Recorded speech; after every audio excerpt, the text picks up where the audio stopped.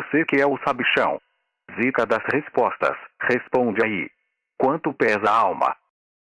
Ah, alma. O que é? Do que é feita? Em maio de 1907, um artigo foi aceito pela American Society of Physical Research. Neste artigo, o médico Duncan McDougall afirma que, independentemente de sua composição ou constituição, a alma pesa em média 21 gramas. Como assim?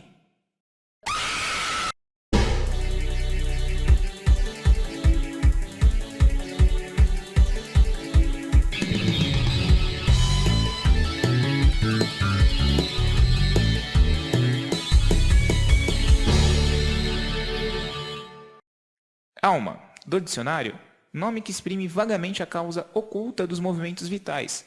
Princípio, força vital, princípio sensitivo e intelectual, vida. Princípio imaterial da vida, do pensamento e da ação. Coração, peito, considerados como centro de afetos, de paixões. Consciência, tudo que dá vigor, força, expressão, não só no físico, mas também no moral. Substância incorpórea, imaterial, invisível, criada por Deus à sua semelhança. Fonte e motor de todos os atos humanos. Interessante. De qualquer modo, Duncan McDougall quis provar que a alma existe. Pensou que, se de fato existe a alma, ela deve ser material, logo, constituída de matéria. A alma deve também ter massa e, consequentemente, peso. Se tem peso, deve ser possível medi-la. Ele, então, construiu em seu escritório uma cama especial em cima de uma balança, muito precisa, para que pudesse mensurar cada perda de peso de seus pacientes. Seu teste foi realizado com 6 pacientes em estado terminal, 4 com tuberculose, 1 com diabetes e 1 com causas não especificadas. Ele os observou antes, durante e depois do processo de morte e mensurou cada perda de peso dos pacientes. Ele teve o cuidado de eliminar cada causa fisiológica para a perda de peso. Os pacientes perdiam peso a uma taxa de aproximadamente 28 gramas por hora. A medida utilizada era a onça, e cada paciente perdia 1 onça por hora. 1 onça tem 28 gramas, devido à respiração e à evaporação do suor. A primeira cobaia do doutor foi um homem com tuberculose, que ficou sob observação durante 3 horas e 40 minutos. Nesse tempo, ele perdeu peso aos poucos, em média 28 gramas por hora. E, de repente, o sujeito morreu. Segundo o médico, o prato da balança subiu registrando a perda dos famosos 21 gramas. No instante em que a vida parou, o lado oposto caiu tão rapidamente que foi assustador, disse o médico ao jornal The New York Times. O segundo paciente teria perdido 46 gramas, ao passo que o terceiro perdeu 14 gramas imediatamente e mais 28 gramas após alguns minutos. Então, se interpretarmos esses dados, concluiríamos que a alma de pessoas diferentes tem massas diferentes, certo? E ainda, algumas almas deixam o corpo aos poucos, por exemplo, o terceiro paciente. A interpretação dada ao autor do experimento foi que essas diferenças se relacionavam ao temperamento de cada um. O terceiro paciente seria apático, para não dizer lerdo, e sua alma teria permanecido em suspensão sobre o corpo até notar que estava livre.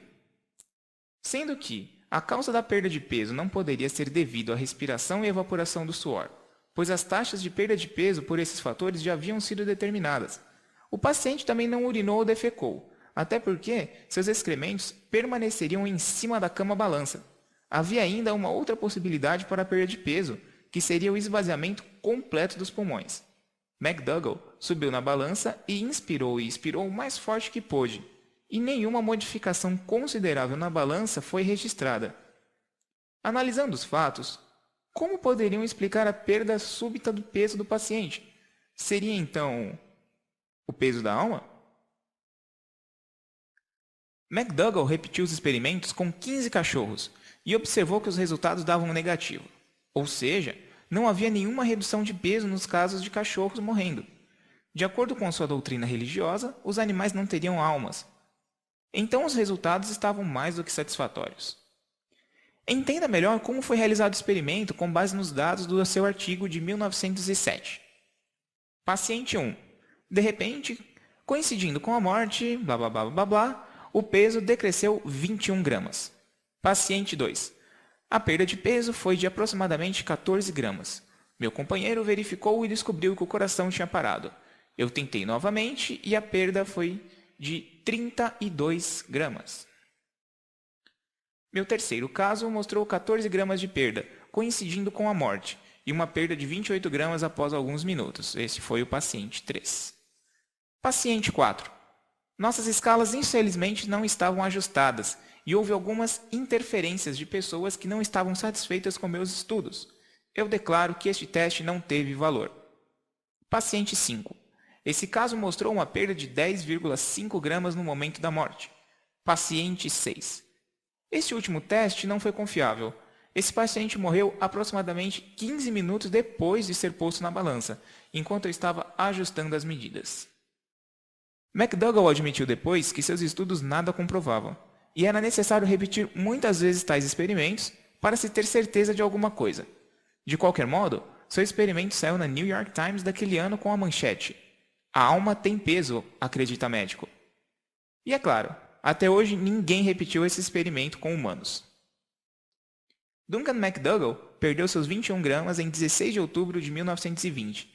Neste dia, o The New York Times publicou sua morte no obituário com o título "Ele pesou a alma humana." E para você? A alma tem peso? Não esqueçam de se inscreverem no canal, deixar seu like e sugerirem novos temas nos comentários.